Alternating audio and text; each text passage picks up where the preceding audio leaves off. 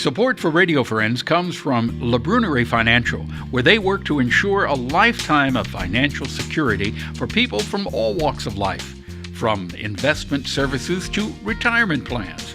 If you're looking for a trustworthy company that has the experience and knowledge to put your interests first, contact LAINIE Financial, a community-based investment counseling firm since 1966. Learn more at labrunerie.com or by calling 573-449-5313. Good morning and welcome to Radio Friends on Monday, October the 29th, just a couple of days away from Halloween, and I want to introduce you to two people who are with us from MU Theatre. LAINIE VANSANT and Asher Alt. Good to have you here. The production we're talking about is Fever Dream. Yep. What is Fever Dream about? It's an adaptation of Life is a Dream, which is a Spanish Golden Age play. And in Life is a Dream, there's this king who has sent his son away to live on a mountain because there's been a prophecy that the son's going to take over the kingdom and it's going to fail terribly. And then the king reads in basically his horoscope that it's time to have the son take over his country. And so he goes and gets the son. And naturally, this goes badly because he's been raised on a mountain. And then they send him back to the mountain and tell him it was all a dream, the son. So Fever Dream has taken that and put it in a business structure, right? So the king is the president of the company and the son is exiled to customer service. And so he tries to implement all of these cliches about leadership and business, and it doesn't end well. Is it a comedy? Yes, it's a comedy. It is a comedy. But are you going to leave the theater learning anything from this production? Maybe. It'll probably make you think a little bit, right? We like to hope it does, but it's pretty light and fun. Okay, your part in this is? I'm the director. You're directing it. Mm-hmm. And Asher? I play Stella. And tell me about Stella. Stella is the CEO, the incoming CEO of the business, who is usurped by Sagas, the guy from customer service. Mm-hmm. All right. It sounds like a fairly interesting production. How many people do you have in the show? Well, there are 19 actors. Oh, so that's a big production, isn't it? It is. Mm-hmm. Yeah. As a director, how do you corral and direct 19 people?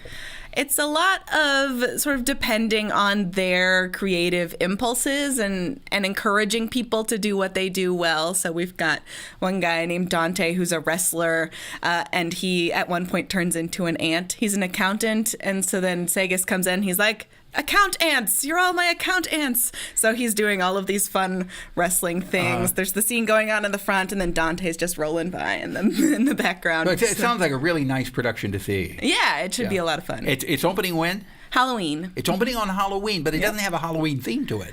It is a little sort of bizarre and surreal and odd. Okay, so it fits the date then. Yeah. All right. So if you want to see it, it's called Fever Dream, opens on Halloween and runs till? It's just the one weekend, so Wednesday, Thursday, Friday, Saturday, and Sunday. So you got to see it then, or it's gone. Yep. It's gone forever. How do you get tickets?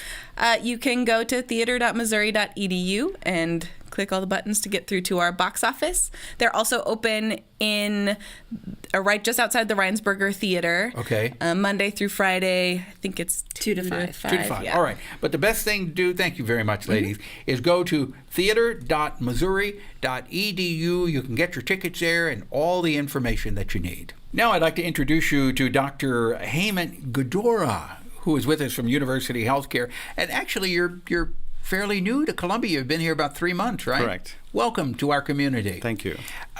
You are here to talk about AFib.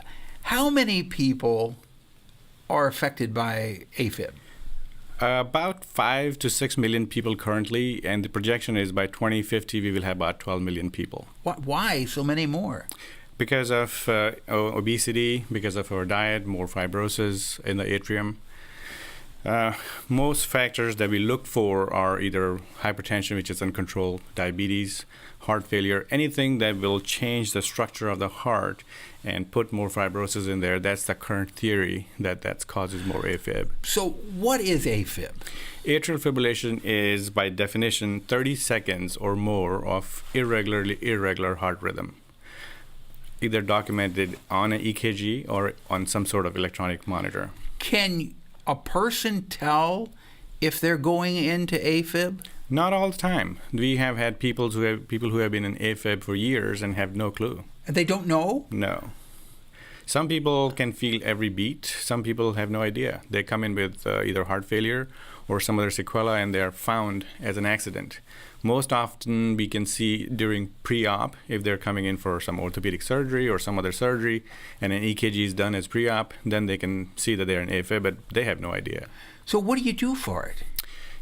Most important right now that we know is symptom control. If you have symptom, which is the palpitation, shortness of breath, heart failure, we do something about it. If you don't have any symptoms, which is called silent AFib, and your ejection fraction, which is the heart pumping, is normal, then we just do rate control on top of the most important thing, stroke prevention. So we calculate a score. It's called CHADS-2 VASC score. It has 0 points to 9 points. 9 points for women, the max, and 8 points for men. The higher the points, the more chances you will have a stroke in the coming years. Unfortunately, there's no time on the CHADS-2 VASC, meaning if you are in a minute, 6 minutes, hour, 3 hours, 5 years, it doesn't matter. It is a risk assessment that we get from the CHADS-2 VASC score. Now, if you're just going in for your regular yearly exam, and you have no symptoms whatsoever, and the doctor listens to your heart, can he tell? Yes. So when we auscultate anybody who comes in for the physical exam, we can tell it's irregular. But then we need to get an EKG to see why it's irregular. But you could go in for your regular exam and you not be in AFib at the time that he listens to your heart, and he wouldn't know. Correct. And you could flip into AFib right the second you walk out of the office. So then what do you do? I mean, if you have no symptoms and you go to the doctor and you're not in AFib at the time you go to the doctor, what do you do? Usually we start looking for when people come in with vague symptoms. Could be just fatigue. Some people are very fatigued when they go into AFib, and that could be their only symptom. Sometimes, as I said, first time we see AFib is when they come in with heart failure. Okay, but if you feel your pulse and you've got a regular, I'm listening to feeling mine right now, and it seems like it's beating normally, what would I look for? You would look for irregular, means instead of boom, boom, boom, which is your regular beat, you'll be brum, brum, brum, brum. It will be all over the place. If you have regular boom, boom, brum, boom, boom, brum, that could be something totally different.